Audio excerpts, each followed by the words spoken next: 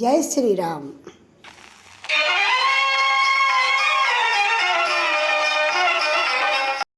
భగవద్భక్తులందరికీ కూడా ఝాన్సీ ఆధ్యాత్మిక ముచ్చట్లకి స్వాగతం, సుస్వాగతం. ఈరోజు మనం శ్రీమద్ దేవి భగవతి జగదంబిక కథలు ధారావాహికలో సుఖదేవునికి జనక మహారాజుకి మధ్య జరిగిన సంభాషణని విందాం. కిందటి సంచికలో జనక మహారాజు ఆస్థానానికి వెళ్ళినటువంటి సుఖదేవులు ఆయన యొక్క రాజభోగాల్ని, అక్కడి రాజ్య పరిస్థితిని అన్నీ చూసి, జనక మహారాజా, మీరు డాంబికులుగా అనిపిస్తున్నారు కానీ విదేహులు కానీ జీవన్ముక్తులుగా కానీ నాకు అనిపించట్లేదు అని నేను నిర్ద్వందంగా చెప్తున్నాను, నన్ను క్షమించండి అంటూ చెప్పడం జరిగింది. అయితే ఎప్పుడైతే సుఖదేవులు జనక మహారాజుని నీవు డాంబికుడవు అంటే చెప్పేది ఒకటి చేసేది ఒకటి, నీవు విదేహుడు కాదు, జీవన్ముక్తుడివి కాదు, అన్నీ అనుభవిస్తున్నావు, పైకి అందరి కోసం అలా అంటున్నావు అంటూ చెప్పినప్పటికీ కూడా జనక మహారాజుకి కించిత్ కోపం కానీ కించిత్ బాధ కానీ రాలేదండి. నిజంగా ఆ పరిస్థితులలో మనం ఉంటే మనకి ఎంత పౌరుషం, ఎంత అహంకారం, ఎంత కోపం వస్తుందండి. అలాంటిది ఆయన మహారాజు అయినా ప్రశాంతంగా ప్రసన్న వదనంతో మొహం మీదే మీరు డాంబికులు అనే సుఖదేవులు అంటే వ్యాస మహర్షి యొక్క కుమారుడైనటువంటి సుఖదేవులు అలా అంటే కూడా, పైగా రాజ్యసభలో అందరి ఎదుకుండా అనేక మంది కూర్చునుండగా అన్నప్పటికీ కూడా ఆయన మనస్సులో చిరుదరహాసం, పెదాలలో చిరుదరహాసం, కన్నులలో చిరుదరహాసం, నమ్రత, శాంతం, కించిత్ కోపం కానీ రోషం కానీ లేకుండా, అవమానంగా కూడా భావించకుండా అన్నీ వింటూ కూర్చున్నాడండి. నిజంగా ఇక్కడే తెలిసిపోతుంది ఆయన ఎంతటి శాంతవంతులో.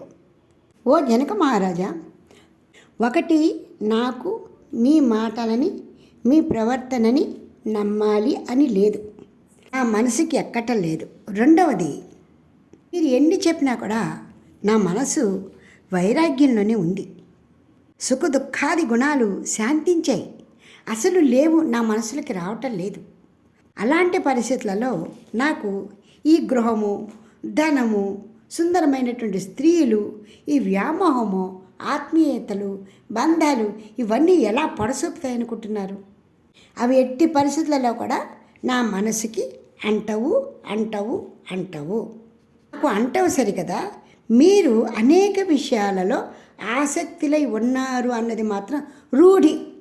నాకు ఇవేమీ లేవు అన్నా కూడా నాకు నమ్మబుద్ధి కావటం లేదు. ఈ కారణంగా మీరు ఎన్నైనా అనుకోండి, ఖచ్చితంగా మీరు డాంబికంగానే ఉన్నారు అంటూ మళ్ళీ సుఖదేవులు ఒక చిన్నపిల్లల అంట మాత్రం గట్టిగా అనేశారండి. ఓ రాజా, నిజం చెప్పండి, మీ మనసులో శత్రువుల గురించిన చింత లేదా? ప్రజలకి అవసరమైన ధన సంపాదన, వస్తు సంపాదన అందరికీ అందించాలి, ప్రజలందరూ కూడా సుఖ సౌభాగ్యాలతో ఉండాలంటే పచ్చగా ఈ రాజ్యం ఉండాలి అన్న ఆలోచన మీకు లేదా? దేశాన్ని ఎలా కాపాడాలి, ఈ ప్రజల్ని ఎలా రక్షించాలి అన్న ఆలోచన మీకు రావటం లేదా? ఏ పక్క నుంచి ఏ శత్రువులు ఈ రాజ్యాన్ని చుట్టుముట్టుతారో, గృహంలో భార్య పిల్లలకి ఏది అవసరమో వాళ్ళని ఏ విధంగా పెంచి యోగ్యులుగా చేయాలి, ఇన్న ఆలోచనలన్నీ కూడా మీ మనసులో లేవా? మీరు లేవు అని చెప్పినంత మాత్రాన నా మనసు ఒప్పుకుంటుందా? నేను నమ్ముతానా అంటూ ఆయన పదే పదే అంటున్నారు. కానీ అన్నీ జనక మహారాజు చిరునవ్వుతో వింటున్నారండి. చిన్న పిల్లల మాట విన్నట్టుగా ఆయన వింటూ ఉన్నారు. ఆయన జనక మహారాజు గురించి అలా చెప్పటమే కాదు, మునుల గురించి కూడా చెప్పారు. ఓ మహారాజా, మేము మునులము తపస్సమాధిలో ఉన్నాము అని చెప్పుకుంటున్నటువంటి మహామునులు కూడా ఆచరిస్తున్నప్పుడు కానీ, ఈ వనములందు తిరుగుతున్నప్పుడు కానీ, ఈ సంసారం అంతా అక్కడ మిథ్యాన్ని తలపోస్తున్నప్పటికీ కూడా ఏదో సమయంలో ఈ జగజ్జాలంలో మునిగిపోతున్నారే, అటువంటిది మీరు ఈ మహాసామ్రాజ్యాన్ని పరిపాలిస్తూ మహాసంసారాన్ని పోషిస్తూ నేను జీవన్ముక్తుడను, నేను విదేహుడను అని చెప్తున్నారే, ఇది నమ్మబుద్ధి ఏ విషయమేనా? అసలు ఇవన్నీ ఎందుకు? మీ కులంలో పుట్టే ప్రతివారు కూడా విదేహులము అని పేరు పెట్టుకున్నారు. ఇది అసలు ఎంత హాస్యాస్పదము!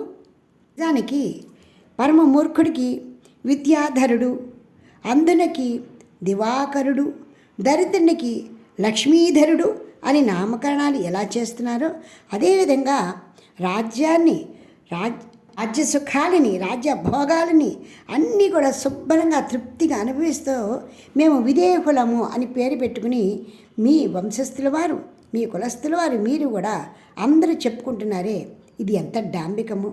అందరినీ మోసం చేస్తున్నారు కదా ఈ విధంగా చెబుతూ అంటూ సుఖదేవులు తన మనసులో ఉన్న బాధ అంతా కూడా చంటిపిల్లాడు తన తండ్రి వద్ద ఏ విధంగా ఏకరువు పెడుతున్నాడో ఆ విధంగా నిర్భయంగా చెప్పడం మొదలుపెట్టాడండి.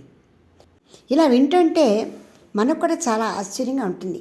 ఎలాంటి వారికి కూడా కొంచెం కోపం వస్తుంది, కానీ జనక మహారాజుకి కోపం రాలేదు సరికదా. అంత తన మనసులో ఉన్న బాధ అంతా చెప్పేంత వరకు ఊరుకుని జనక మహారాజు, నాయనా ఓ సుఖదేవా, ఒక్కసారి నా మాటకి సమాధానం చెప్పు. నీవు చెప్పిందంతా నిజమే, ఏ ఒక్క విషయం కూడా ఇది తప్పు ఇది కాదు అని నేను చెప్పను, అంత అక్షర సత్యం. మేము ఈ రాజ్యభాగాలన్నీ అనిపిస్తున్నాము, ప్రతి నిమిషం కూడా అన్నిటి కోసం ఆతృత పడుతున్నాము. అయితే నీవు అరణ్యానికి వెళ్ళాలనుకుంటున్నావు. అరణ్యంలో నీవు దిగంబరిగా ఉంటావా? నీవు కట్టుకునే మృగ చర్మం కోసం నీ తపన పడతావా? నేను కాపాడుకోవడం కోసమని నీవు కట్టుకునే ఆ కౌపీనం కోసమని నీవు ఆరాట పడతావా పడవా? సుఖదేవులు, అవును, నేను కట్టుకునే కౌపీనం కోసం ఆరాట పడతాను, ఇందులో తప్పే ఉంది, ఒక కౌపీనమే కదా. ఆహాహా, అంతేకాదు సుఖదేవా, నీకు ఆకలి వేసినప్పుడు భుజించాలి అనుకుంటావా లేదా? ఆకలి వేసినప్పుడు భుజించాలి, ఆత్మారాముని శాంతపరచాలి, అంతేగాని బాధ పెట్టకూడదు. ఖచ్చితంగా నేను కందమూల ఫలాల కోసమై నేను తప్పకుండా వెతుకుతాను, తింటాను. అంటే నువ్వు వెళ్ళిన వనాలలో కూడా అక్కడ మృగాలతో ఏ సంబంధం లేకుండా ఏ సఖ్యత లేకుండా ఉండగలుగుతావా? ఆహాహా, అలా ఎలా కుదురుతుంది రాజా? మృగాలతో మనం మైత్రి కుదుర్చుకోవాలి, వాటిని ప్రేమగా దగ్గరకు తీసుకోవాలి, అప్పుడే మనం వనాలలో సంచరించగలుగుతాము. అయితే సుఖదేవ, పంచభూతాలతో సంగత్వం లేకుండా ఉండగలుగుతావా? రాజా, అదెలా కుదురుతుంది? వాటన్నిటినీ నేను ఉపయోగించుకోవాలి కదా, అవసరమైతే వాటిని వెతుకుతూ కూడా ఉంటాను. అంటే అన్నిటితోటి నీకు సంగత్వం ఉన్నట్టే కదా. అప్పుడు నీవు నిస్సంగడు ఎలా అవుతావో చెప్పు. వనములలో విహరిస్తూ పంచభూతాలతో సంబంధాన్ని ఏర్పాటు చేసుకుంటూ నీకు కావలసిన వాటికై నీవు వెతుకుతూ ఎంత చెట్టుకు అంత గాలి అన్నట్టుగా నీకు ఎంత అవసరమో అంతవరకు నీవు వాటి కోసమై బద్ధుడివై ఉన్నావా లేదా? వాటితో సంగత్వంలో ఉన్నావా లేదా? ఉంటావా లేదా? ఎప్పుడైతే జనక మహారాజు ఇంత స్పష్టంగా చెప్పారో ఒక్కసారిగా సుఖదేవుని మనసులో కోటి బల్బుల కాంతి వెలిసినట్లయిందండి. కోటి సూర్యుల ప్రకాశం వెలిగినట్లయింది. అవును, నిజమే కదా, నేను నిస్సంగుణ్ణి అనుకుంటున్నాను. దేనికి నిస్సంగుణ్ణి అయ్యాను? నా వరకు నేను పొందవలసిన వాటన్నిటితో కూడా నేను సంగత్వాన్నే పొంది ఉన్నాను కదా. ఇలా ఆలోచిస్తూ ఉన్నటువంటి సుఖదేవుని జనక మహారాజు ఈ విధంగా అన్నారు. ఓ సుఖదేవ, ఓ పుత్ర, ఈ సృష్టిలో సంగత్వం పొందని వారంటూ ఎవరు ఉండరు. చివరికి ముక్తి పొందాలి అనుకున్నవారు కూడా ముక్తితో సంగత్వము పొందిన వారే. అందుకని సంగత్వము అంటే సత్సంగత్వే నిస్సంగత్వం, నిస్సంగత్వే నిర్మోహత్వం, నిర్మోహత్వే నిశ్చలతత్వం, నిశ్చలతత్వే జీవన్ముక్తి. నీవు దేనితో సంగత్వాన్ని పొందినప్పటికీ కూడా నిస్సంగుడివై ఉండాలి, నిర్మోహుడవై ఉండాలి.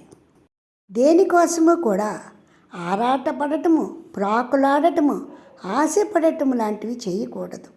ధర్మబద్ధంగా న్యాయబద్ధంగా ఏ కార్యాన్ని నిర్మోహులమై చేసిన మనము నిస్సంగులమే. బాహ్యేంద్రియాలతో చేసే పని బాహ్యానికి మాత్రమే సంబంధించినవి కాబట్టి ఆ క్షణాన్ని ఉపయోగించి నీ కార్యాలని పూర్తి చేసి నిస్సంగుడవై నిర్మోహుడవై నిర్మలాంతఃకరణుడవై ఉండాలి. ఇప్పుడు సర్వకాల సర్వావస్థలలోనూ నీవు నిస్సంగుడివే ఉంటావు. ఎల్లప్పుడూ నిస్సంగుడై ఉండేవాని మీద ఒక ప్రదేశము కానీ ఒక పదార్థము కానీ ఎలాంటి ప్రభావాన్ని చూపవు. ఏ బంధాలు కూడా మోహానికి గురి చేయవు.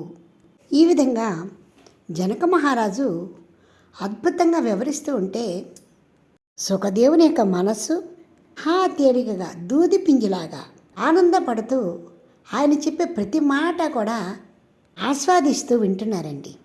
మనస్సులోని సందేహాలన్నీ కూడా పటాపంచలు అయిపోయాయా అన్నట్లుగా ఆయన వింటూ ఉన్నారు. వచ్చే సంచికలో జనక మహారాజు ఇంకా ఏమైనా ఉపదేశం చేశారో విందాం. ఇప్పటికి స్వస్తి. మీకు ఈ వీడియో నచ్చితే లైక్ చేయండి, షేర్ చేయండి, సబ్స్క్రైబ్ చేయండి.